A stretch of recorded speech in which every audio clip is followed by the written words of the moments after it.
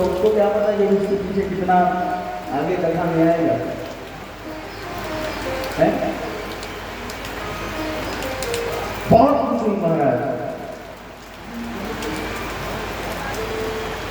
जब पिता अपने पुत्र के लिए या पिता अपने पुत्री के लिए कुछ लेके आते हैं, कितना खुश होते हैं, बहुत खुश होते हैं, बहुत खुश होते हैं।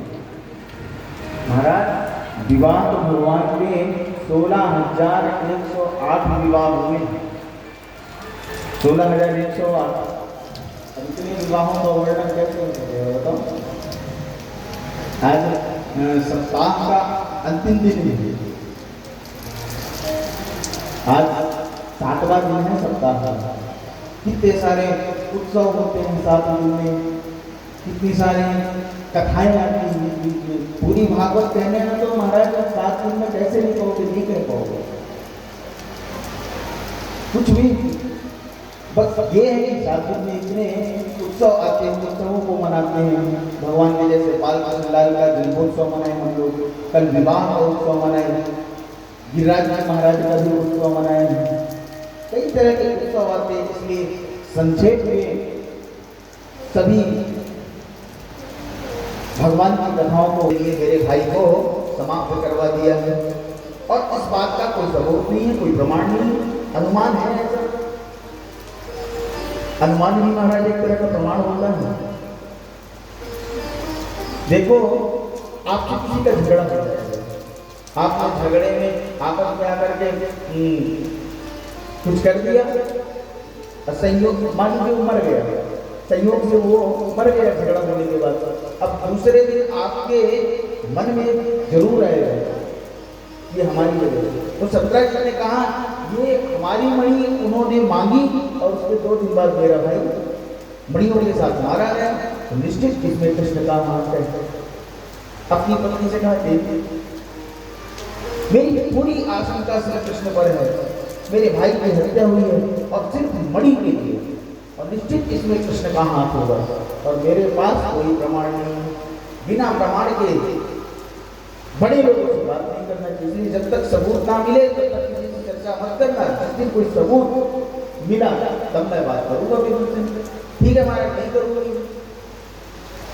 परंतु माताओं का स्वभाव तो होता है हमारा, 2-4 दिन तक तो किसी को नहीं सुनाएंगे, पर जब ज्यादा ही पेट खराब होने लगा, एक दिन नहीं रहा गया, पड़ोसी कहेगी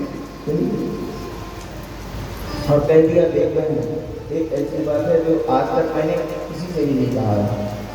ऐसी क्या बात है? मुझे वचन से काऊ से कहेगी तो नहीं बहन, आज तक मैंने तेरी बात काऊ से कही नहीं, बता क्या बात है?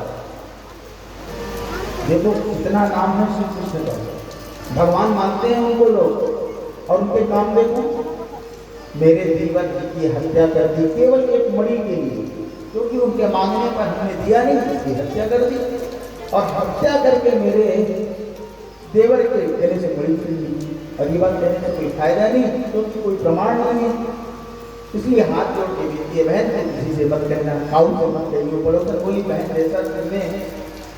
जैसे तूने आज तक किसी से नहीं कहा वैसे मैं भी आज किसी से नहीं कहूँगी। उसने जाके अपनी पड़ोसन से कह दिया ऐसा ऐसा हुआ है। मैंने ये बात आज वैसे तो याद नहीं रहता है, अगर कोई याद दिला दे कि चंद्रमा नहीं देखना है तो कितना भी कोशिश करो उस दिन जरूर दिख जाएगा, और दिन भले ही चंद्र दर्शन ना करते हो पर उस दिन जरूर हो जाएगा।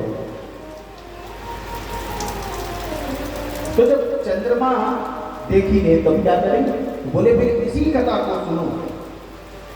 इसलिए इस कथा को बहुत ध्यान से सुनिएगा, क्योंकि वो दिन अब पास ही आने वाला है। उस दिन यदि ये कथा कोई सुना दे तो चंद्र दर्शन का दोष दूर हो जाता है। इसलिए थोड़ा सा इसको विस्तार पूर्वक सुना रहे हैं। तो भगवान को हत्या का कलंक लग गया। अब भगवान को लगा पता लगाना इसका बहुत आवश्यक है। एक ग्रुप बनाया भगवान ने और उसके साथ चले पता लगाने के लिए। जंगल में एक प्रसीन के घोड़े के पद चिन्ह को खोजते खोजते जंगल पहुंचे जाते, वो मरा मिला। फिर वहां से शेर के चिन्ह खोजते खोजते आगे चले तो शेर मरा मिला। फिर रीछ के चिन्ह देखते देखते गुफा के द्वार तक पहुंच गए। भगवान बोले ये पग चिन्ह इस गुफा के भीतर जा रहे हैं, तो मतलब इसके भीतर भी मामला। बोले सब लोग बाहर ही रहो, मैं अकेला जाऊंगा। भगवान बोले और मैं महाराज में आ जाऊं तो ठीक है, मैं तो लौट जाना तुम लोग। भगवान अकेले गुफा में अंदर चले गए।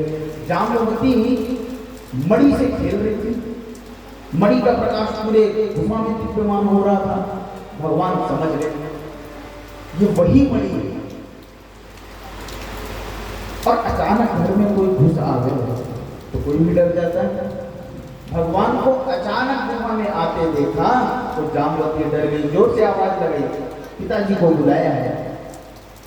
पुत्री की आवाज सुन करके जाम्बवंत भाग करके आए। क्या आवाज हुई?